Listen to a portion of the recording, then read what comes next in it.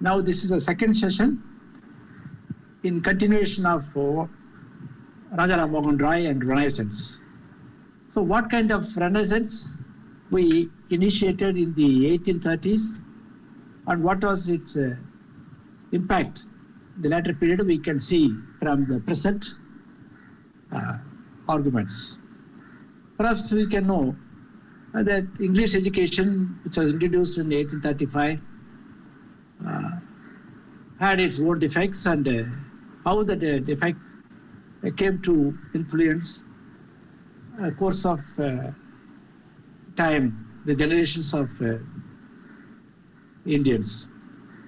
Perhaps I can put it in this sentence: the language of the school is not the language of the home. And Western education, that is English education, is not ours. The language of the schools is English. And the language of home is either it is Bengali or Tamil or Telugu or Malayalam or Marathi or Hindi or Persian or Urdu if they are the Muslims. So the different groups, different people speak different languages, but they go to schools, they have opportunity, they can learn what they want to learn through their own medium, which they have chosen. But when Penting introduced English education, Macaulay voice triumphed. The language of the school should be the English, perhaps ignored the voice of the people. And very difficult for the people who come from a very rural background or even urban background or even richer, wealthy classes, follow what they have taught. There is a discordance between what is there in the book and what they see at home. This is very difficult. You know, it is quite possible if you can make the books that are in English translated into their own mother languages, some kind of a bridge would have been made between those who speak different language at home and the same who come to sit in class.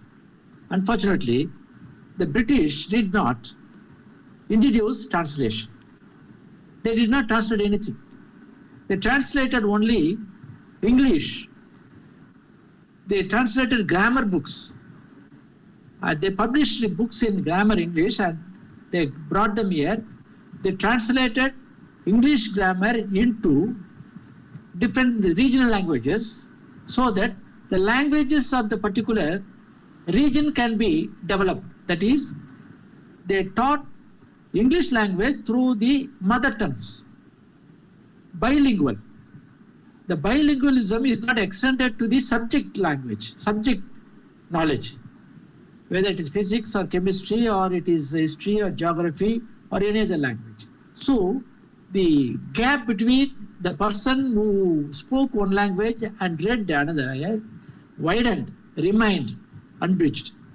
They did not think about translation. That they could have done it. They knew that it was difficult for the children here in India. They cannot follow, but no attempt was made, no amount was spent, and that remained a biggest puzzle to Indian education planners.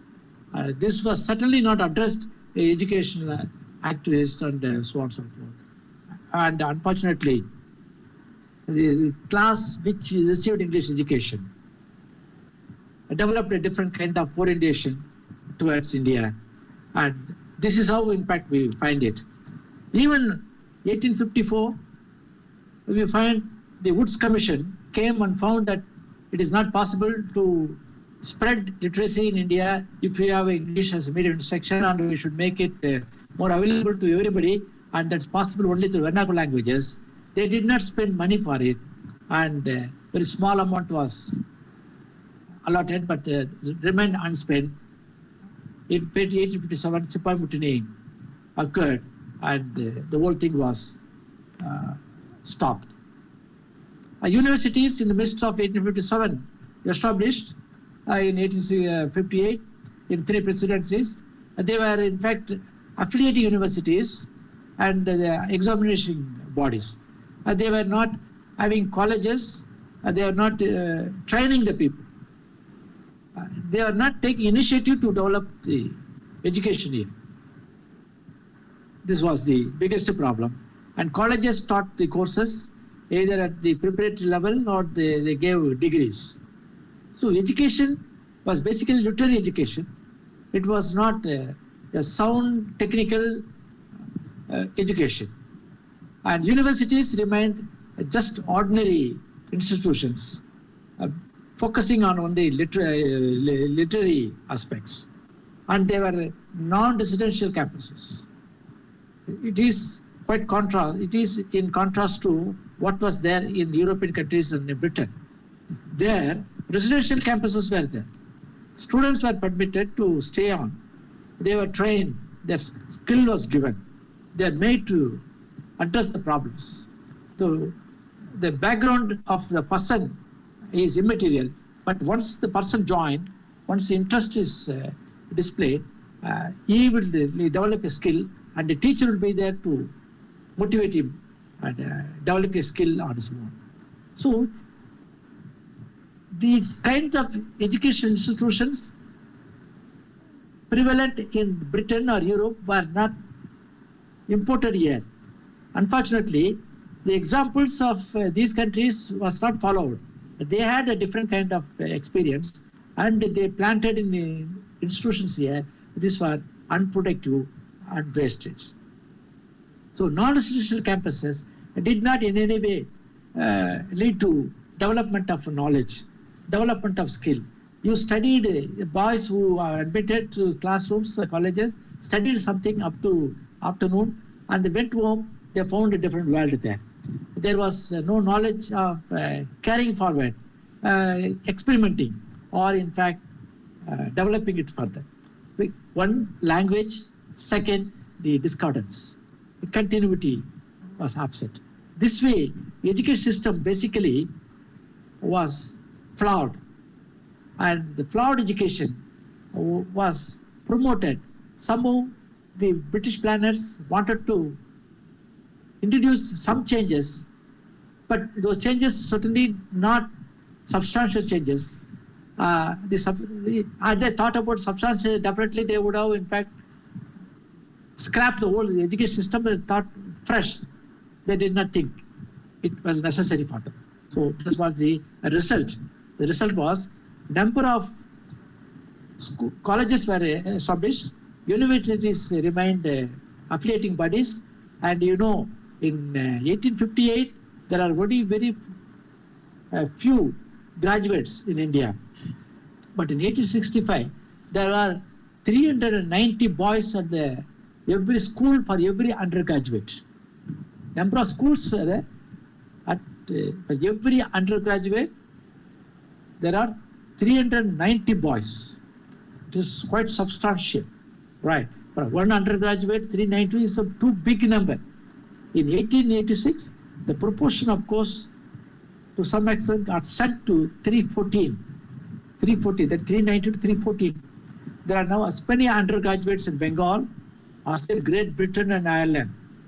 See, within 10 years of establishment of the universities, you can see the number of graduates rose manifold, and it equaling the number in Great Britain and Ireland. The population of the two regions approximately equal. The population of Great Britain, Ireland, and the population of Bengal, almost equal. But the graduates number too much because it's only one university. Of course, Bengal covered Bihar, parts of Uttar Pradesh, part of Orissa, East Bengal, today's East Bengal, and Bangladesh, and other parts of interior regions. So quite vast area, but still the number is quite amazing. This is what, in fact, the number of graduates rose so high. 1/10 of the population of Bengal is literate. 1/10 literate. The ratio undergraduate to school boys is 10 times what it is in England. So So it is multiplied. The increase was there. The inference is in England. Undergraduate is more carefully picked, more intellectually selected than in Bengal. In India, universities have developed far more rapidly than any other branch of education. In the sense, as compared with education in England, Indian education has been topsy-turvy. Top-heavy. That is, it is not that today we realize higher education has received higher GDP, elementary education is ignored, primary education is given least importance.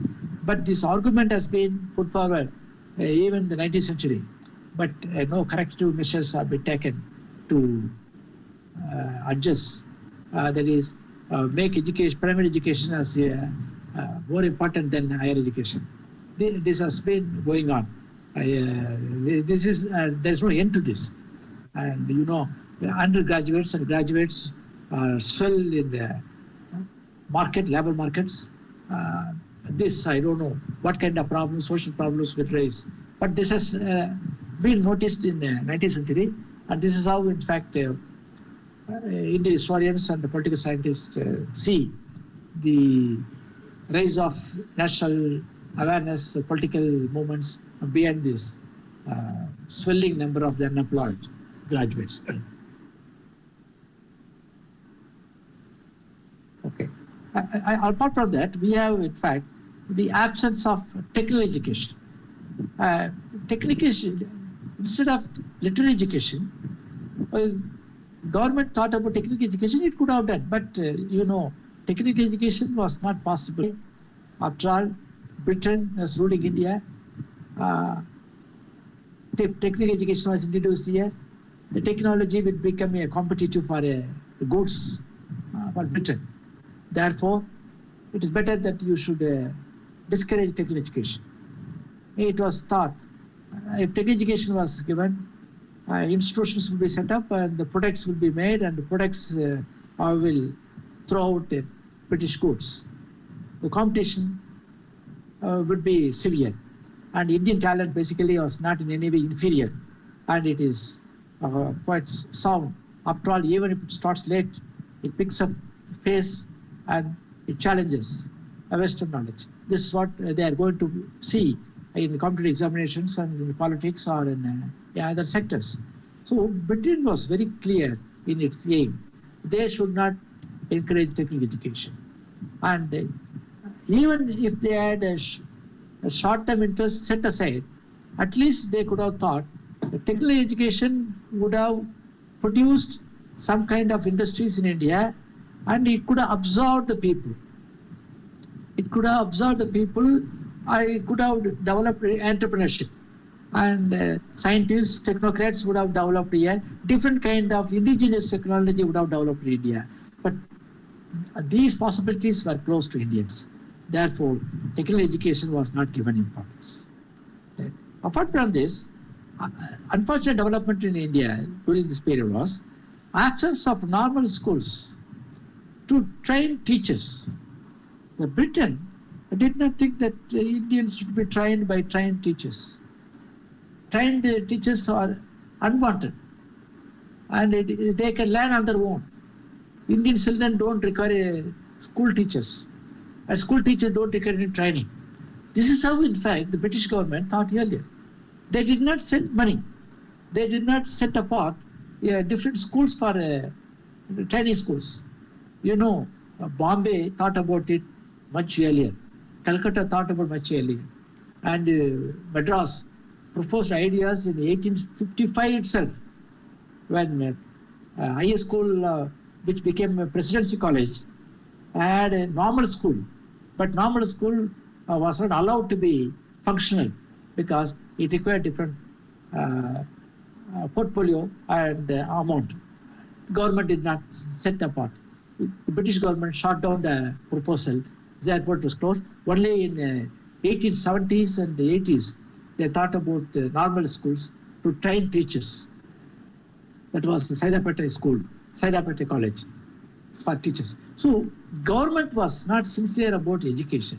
And if it is particular about education, it thought about only very ad hoc measures. those ad hoc measures do not in any way substantially contribute to education development.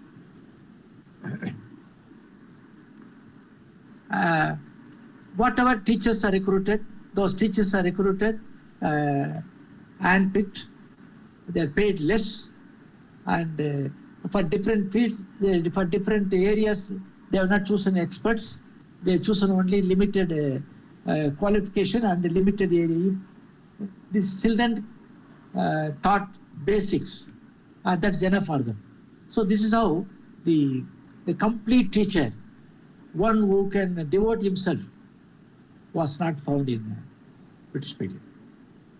They did not compare Indian school teacher with school teachers or college teachers with the Western countries. There it was complete, but here it was only partial. And minimum requirement is fixed for qualification to be a teacher. But this was not followed in Western countries or Britain. They are very particular that qualified persons should be appointed. But here they did not want to give money for training purposes. Therefore, anybody who is interested in teaching can come. And most of the cases, the best teacher in 19th century India was rare to find. That's why in 19th century, we have a very single teacher who is still remembered. And the teacher is Ashutosh Mukherjee. Ashutosh Mukherjee is the only single professor who was recognized as a great teacher. And it's very difficult to find in 19th century. Yes, teacher who was exemplary. In 20th century, of course, a few teachers came. But Ashutosh Mukherjee is the only teacher who was recognized by the British government. And in his name, in fact, the chair was created. In Madras Presidency, there is no single teacher who was recognized as best teacher. In Bombay too, there was no one who was recognized as best teacher. Perhaps Indian government today, 250, 300 people are identified in various parts of India. Their talent is recognized, their contribution recognized, and they are given awards. On Teachers' Day, that is every September 5th, you recognize them. I give them recognition. But in British period, in 19th century, there is only one teacher. See that from this you can make out what kind of the government it would have been, how it would have recognized education, how it would have in fact promoted education in various parts of India, in a country like India. Therefore, when you discuss about English education, discuss about education, which is very important because the Indian National Congress basically was a congress of educated. In the beginning, maybe in the later period, it is the party, it is organization of the masses. But in the beginning, it is a party of educated. And the party of educated are not, in fact, with the happiness mood they came and then organized it with the discontent writ large on their faces. They organized the Congress. So the points that I want to stress here is this. English or the teaching or education are basically or definitely not the priority of the government. This is only temporary measures, and this is only to see a class of Indians are trained to help the British. They are brown in color, but in intellect, in culture, in manners, in English. So they're very clear about it, and they set their goal. Towards that, they moved forward. But the aim they had, the objective they had, of course, they got it in the very short term. But the intentions, the consequence of that, they did not foresee. But the consequences are very portentous for India and portentous for the British. So that way we have to see it. But whichever policy the British did, there is, in fact, blessing in this case. Of course, even though we lost so much in native education, India was backward and lagged behind many countries. But the policy they introduced was blessed because it has made to realize what it was. Doesn't mean that without English education we would not have got a political consciousness or national mood or got liberation. But the kind of progress that today we have, the kind of progress that we intend, definitely was due to the English education. But the negative aspect, we are given importance to it. A small chance of becoming a professional in any branch of learning. And you know, in those days, the school teacher and college teacher was not proficient. A person in Sanskrit is partly expert in Sanskrit. Person in law, Hindu law is only proficient only in Hindu law, a little bit only. Or it's a Maulvi in Christian criminal law, or Maulvi in some laws. In language, very limited knowledge. Whether it is our Indian subjects, very limited. You know, in fact, we do not know anything about Indian history.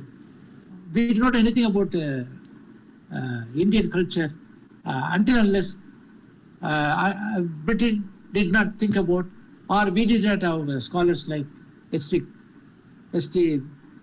Colewood or William James, or in fact H.S. Wilson, or we have a good number of European scholars, Scottish scholars. So the problem is the branches, in fact, which developed in the 19th century were basically in the hands of the Britishers, and Indians did not have interest. Only after learning the languages, thinking about them and amalgamating them, synthesizing them, we are able to develop it, compete with them. But still, the field was not open to us, and whatever knowledge we had fragmented, and we are not developed any field, whether it is agriculture, whether it was irrigation technology, whether it was medicine, whether it was a medicine sense, it is either Ayurveda, or it is Siddha, or it is in fact Unani, or whatever field that we attempted, which was in fact is a very fragmented, minute, and it is not comprehensive, it is not whole. And therefore, the education that we either retained or we attempted to practice did not meet the requirements of the changing times. That's why we lagged behind it. And the part of the blame to be put at the door of the East India Company, because they did not want the development of either Indian education or Western education in a proper direction. Therefore, we are in fact handicapped in these fields.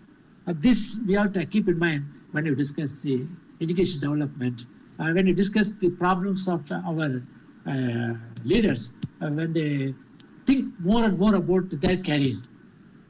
Because when they think about career, the career is first for them is priority, and next is the nation, next is any other thing.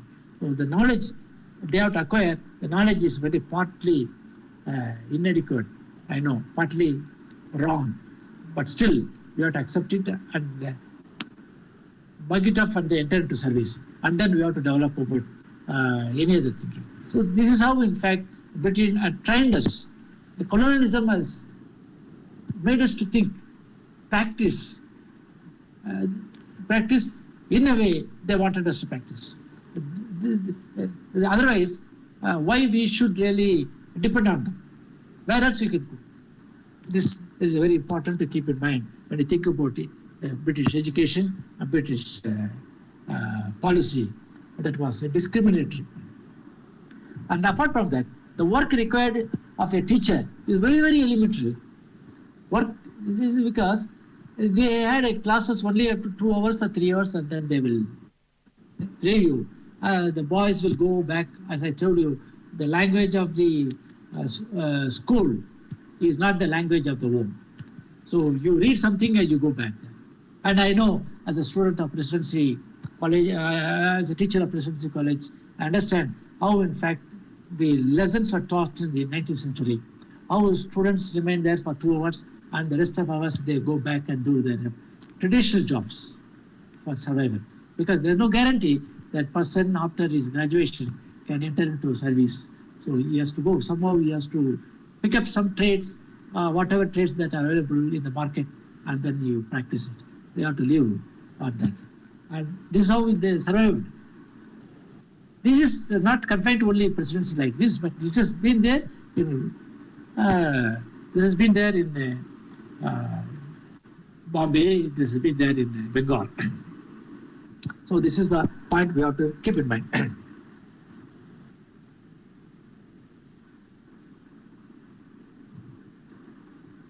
Okay, what about the professional classes? Now, we are talking about the general about education, whether it is elementary education or college education or professions for 2 years, 3 years in the colleges. They started here. Because the professional classes is a misnomer because we don't have any professional classes.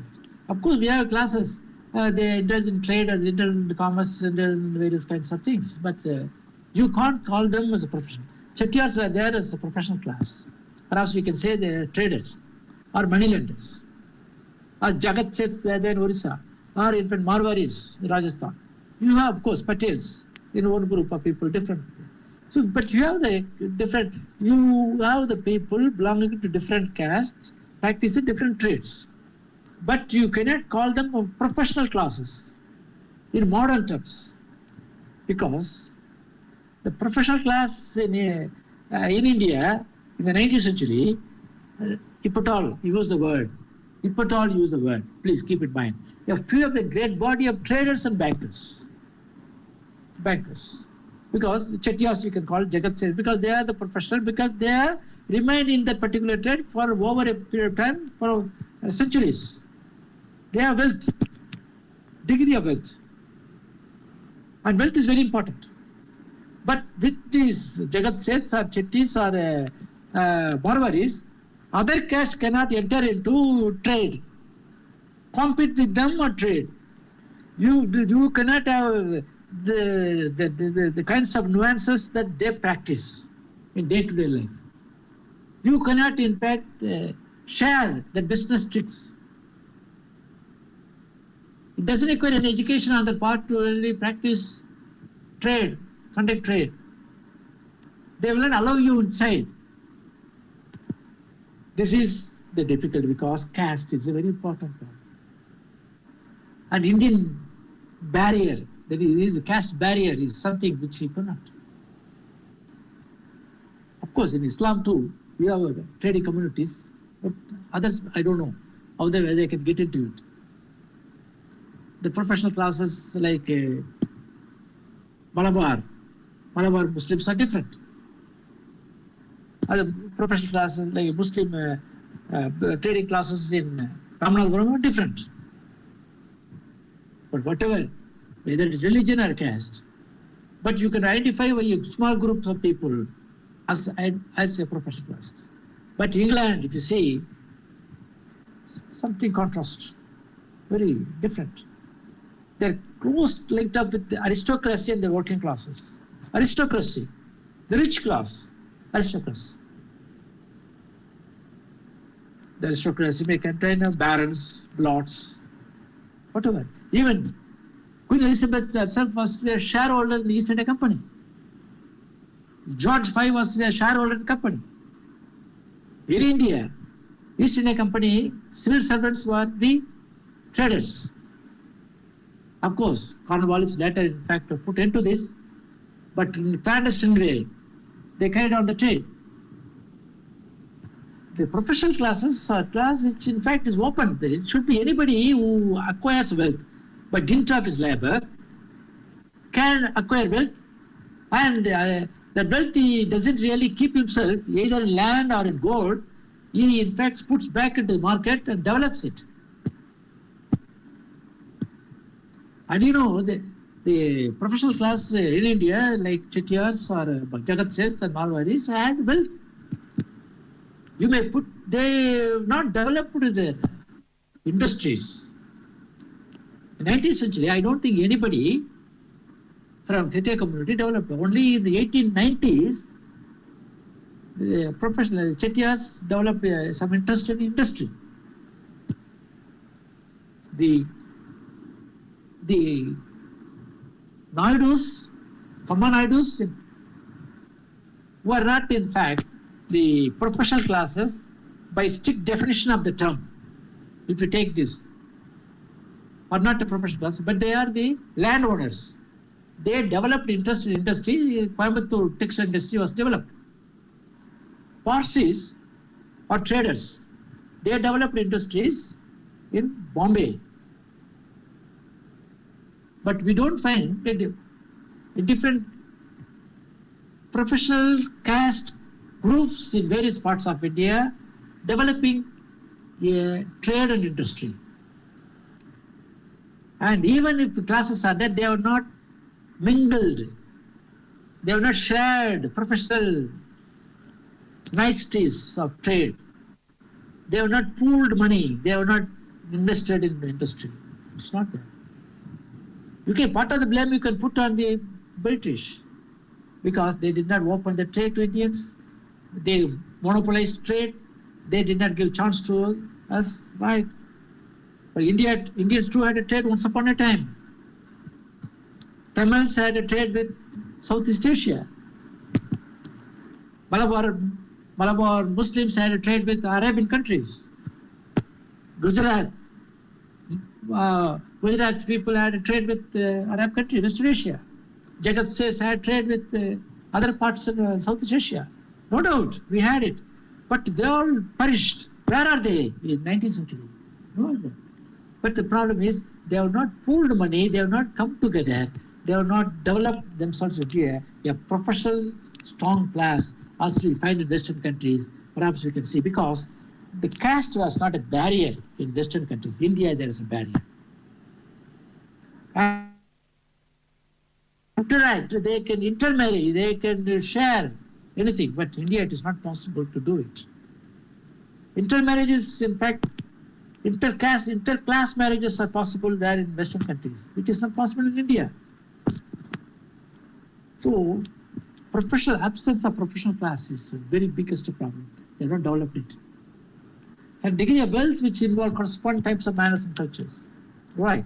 In India, which is there, settlers will have settler. They have wealth, they can share wealth only with their own kith and kin. So, because caste is the yardstick by which they can. Even among the caste, subsects they will see, and then among subsects only they can interact and they intermarry. They can move on in a social ladder. Others will not come into the picture. You cannot get into it.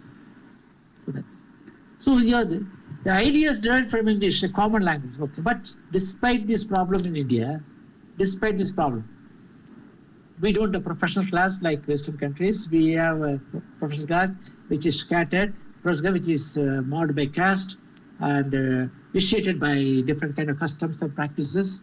And there is no intermingling of the classes. The professional classes in India are developed because the ideas are drawn from English, a common language. That is English they learn because they went to the British institutions.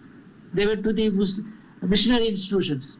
They learned English, they learned literature, and they understood what is what. They developed it. They understood what is colony, what is discrimination, what are the problems they face, whether they can continue to trade or whether they will change their profession. Whether if they change the profession, whether it is possible for them to move in and compete with the East India Company officials. Was it possible? It is difficult to understand. They don't want to risk their capital. They don't want to risk their hard-earned money. They want to study. They studied it. They are united by a common feeling that there is an enemy. That common enemy is a European, it is British.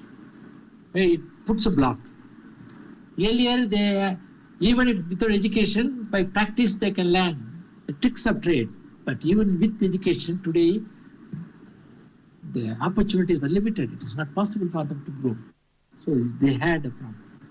They understood. So a common enemy they found. And the common enemy is a colonial enemy, a British enemy, the foreign enemy. And we should really confront him. And this particularism is very important. This particularism is, if you remove the Britain, or if you cooperate with Britain, without him or with him, it is possible we can have a change. So they understood. This one they want to identify. So wealth they have, but wealth they are not developed. But they cannot invest in wealth because Market has not expanded. Market has not expanded. Even today, you can understand. Piyush Goyal blames the Indian capitalist class. We give you everything, but you don't develop, you don't invest, you don't take risk. Prime Minister Modi ji says, take risk, take risk, take risk. Why you don't take risk? What do more you want? We give you concession, but you don't take risk. The problem with Indian capitalist class is we are pampered, we are given everything, but we don't want to compete. We don't want to take risk, we don't want to risk our capital. And the same problem was there in the 19th century. Even today, capital is there. It is not that capital is not there. How do you understand that?